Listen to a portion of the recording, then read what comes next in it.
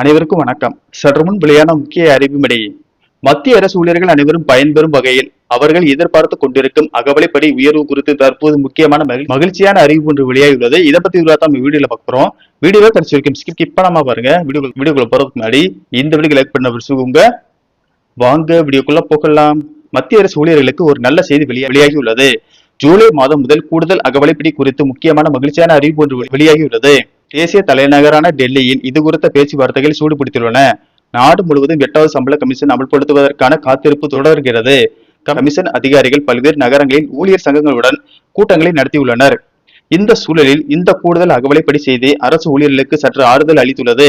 மத்திய அரசு ஊழியர்கள் இந்த உயர்த்தப்பட்ட அகவிலைப்படியை ஜூலை 1, 2026 முதல் பெறலாம். ஆனால் பணவீக்க புள்ளிவிவரங்களின்படி 3% அகவிலைப்படி உயர்வு உறுதியாக உள்ளதாக கூறப்படுகிறது. AICPI-IW வெளியிட்ட பணவீக்க தரவுகளின் அடிப்படையில் தான் இந்த கூடுதல் அகவிலைப்படி கணக்கிடப்பட்டுள்ளது. தற்போது அரசு ஊழியர்கள் 60% அகவிலைப்படி பெறுகிறார்கள். 3% அதிகரித்தால் அவர்களின் மொத்த அகவிலைப்படி 63% உயரும்.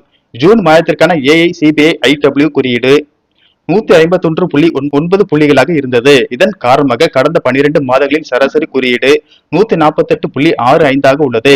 இந்த கணக்கீட்டின் அடிப்படையில் தான் 3% அகவிலைப்படி உயர்வு பற்றிய பேச்சு எழுந்துள்ளது. இந்த கணக்கீட்டின்படி அகவிலைப்படியின் விகிதம் 63.76% உள்ளது. இந்த அகவிலைப்படியை முழு எண்களில் கணக்கிடுவதால் 63% அகவிலைப்படி கிடைக்கவே அதிக வாய்ப்பு உள்ளது என்று கருதப்படுகிறது.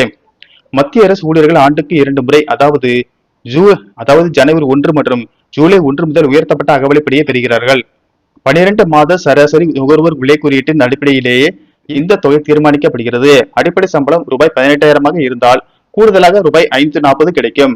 ரூபாய் 30,000 சம்பளத்திற்கு ரூபாய் 900, 50,000 சம்பளத்திற்கு ரூபாய் 1,500 கூடுதலாக கிடைக்கும். கடந்த ஏப்ரல் மாதம் மத்திய அரசு அகவிலைப்படியை 2% உயர்த்தியது. இதனால் அகவிலைப்படி 58 60% உயர்ந்தது.